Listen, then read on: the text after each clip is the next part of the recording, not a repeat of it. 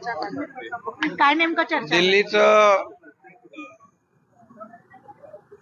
अधिवेशन सुरू आहे आणि त्यामुळे दर अधिवेशनामध्ये मी आपल्या खासदारांना मंत्री महोदयांना भेटायला येत असतो. त्यामुळे त्यांच्याशी काल बैठक खासदारांच्या बरोबर झाली आणि आज आदरणीय प्रधानमंत्री नरेंद्र मोदी साहेबांना देखील भेटलो आणि त्यांच्याशी देखील महाराष्ट्रातल्या अनेक विषयावर देखील चर्चा झाली. अतिशय सकारात्मक चर्चा झालेली आहे आणि मी अधिवेशन सुरू असलं की येत असतो. त्यामुळे आज तशाच प्रकारची ही भेट होती, सदिच्छा भेट होती. तुम्ही दिल्लीत येणार असले की अनेकांना टीका करावीशी वाटते तुमच्या दिल्ली दौऱ्यावर. आता दिल्लीमध्ये आपले खासदार आहेत, अधिवेशन आहे, त्यामुळे कोण टीका करतंय कोण काय बोलतंय यापेक्षा मला काय करायचं ते मी करत असतो. आणि या दरम्यान मोदी साहेबांना देखील भेट झाली त्यांची. त्यामुळे विरोधक नेहमी त्यांचं काम करत असतात टीका करण्याचं. मी माझं काम करत असतो टीकेला कामाने उत्तर देण्याचं. त्यामुळे मला कोण काय बोलतंय कोण कुठल्या अँगलने पाहतंय याचा काही मी त्याचा विचार इराण इस्रायल युद्ध चालू आहे त्या अनुषंगाने काही चर्चा झालेली आहे का? कारण तुम्ही काल खासदारांना सूचना दिलेल्या होत्या की या काळामध्ये आपण देशाच्या सोबत आहोत अशा सूचना काल दिल्या. काही लोकांना घेऊन आले त्यावेळेची परिस्थिती नक्की काय होती याच्यावर काही चर्चा झाली? मोदी साहेबांच्या बरोबर हे मी बोललो की हे इराण इराक जे युद्ध सुरू आहे या पार्श्वभूमीवर देशातल्या सगळ्यांनीच एकसंघ राहिलं पाहिजे आणि म्हणून एनडीएतले आम्ही घटक आहोत महत्वाचे आणि त्यामुळे एनडीए संपूर्णपणे प्रधानमंत्री मोदीजी आणि देशाच्या पाठीशी आहे. तशी शिवसेना देखील पूर्णपणे प्रधानमंत्री महोदयांच्या पाठीशी आहे. अशा प्रकारचं देखील या ठिकाणी मी त्यांना बोललो. आणि त्याचबरोबर जे दुबईमध्ये मस्कतमध्ये कुवैतमध्ये अडकले होते त्या लोकांना देखील पुन्हा मुंबईमध्ये महाराष्ट्रामध्ये आणण्याचं काम देखील या ठिकाणी केलं. मोदी साहेबांना देखील चर्चा करताना मी म्हणालो की तुमचे जे काही इतर देशांची जे चांगले संबंध आहेत, अगदी कोविडच्या प्रसंगापासूनचं वॅक्सिनचं जे काही कितीतरी देशांना आपण वॅक्सिन देखील पुरवठा केला आणि ज्या ज्या वेळेस देश अडचणीत असतात त्या त्या वेळेस एक दुसऱ्याला मदत करणं हे आपलं कर्तव्य असतं आणि त्यामुळेच त्यांच्या या सर्व चांगल्या संबंधांमुळे आपले होर्मुझमधून 2 जहाजं तेलाची मोठी जहाजं आली, त्याला हिरवा कंदील इराणने दिला.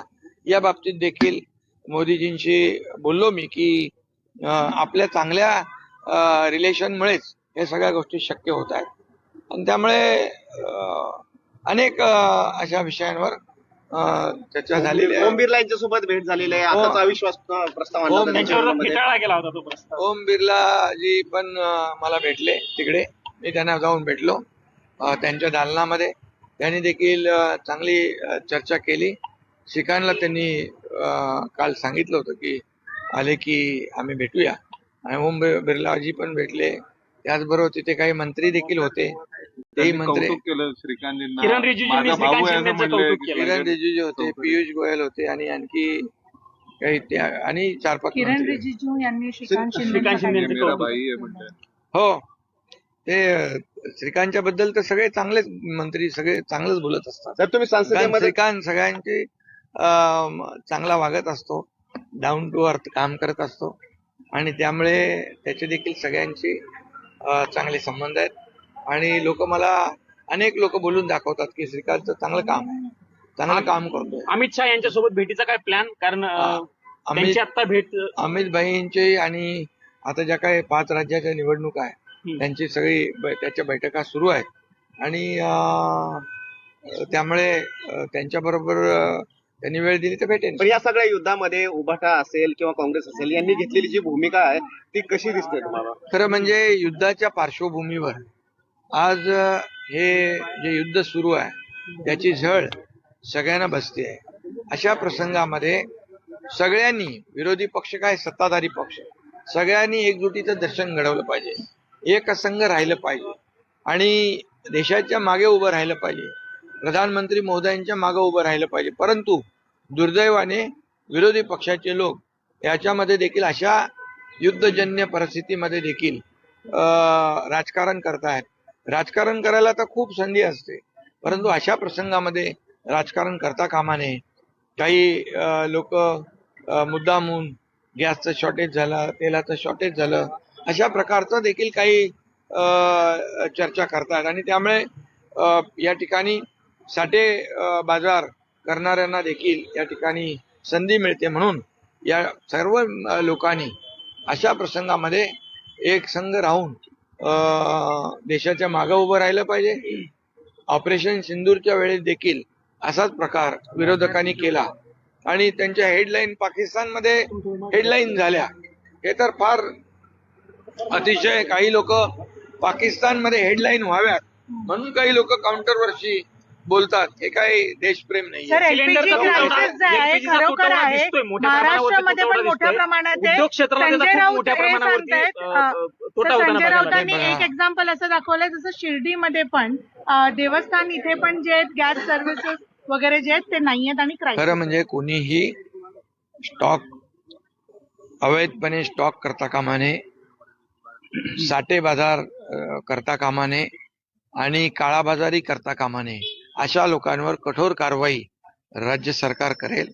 केंद्र सरकारने देखील जाहीर केलंय की कुठल्याही परिस्थितीमध्ये गॅसचा सिलेंडरचा तुटवडा आम्ही भासू देणार नाही. जितेंद्र आव्हाडांनी छत्रपती शिवाजी महाराजांबद्दल एक विधान केलं. ते म्हणाले की त्यांनी पायाने टिळा लावला. त्यांनी माफी मागितली.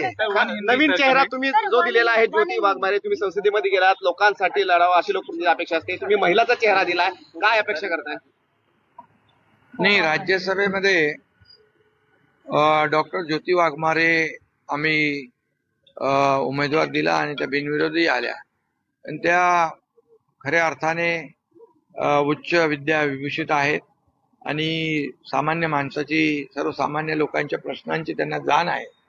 एक गरिबीतून आलेली आमची बहीण आहे ती आणि त्यामुळे नक्कीच सर्वसामान्यांचा आवाज राज्यसभेमध्ये त्या उठवतील आणि सर्वसामान्यांच्या प्रश्नांना न्याय मिळवून देतील.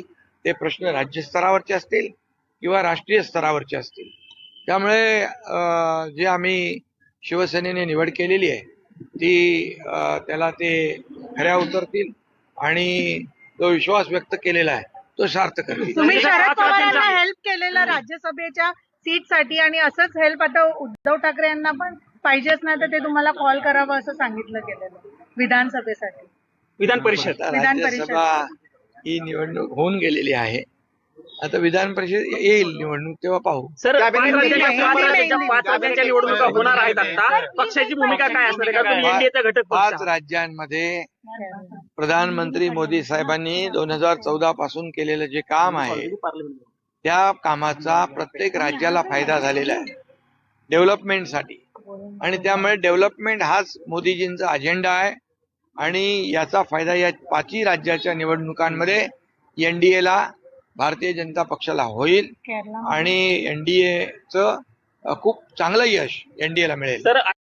अल्पावधीतच लोकप्रिय झालेला भारताचा बुलंद आवाज आपला Bharat channel subscribe, share, like आणि कमेंट्स करायला विसरू नका.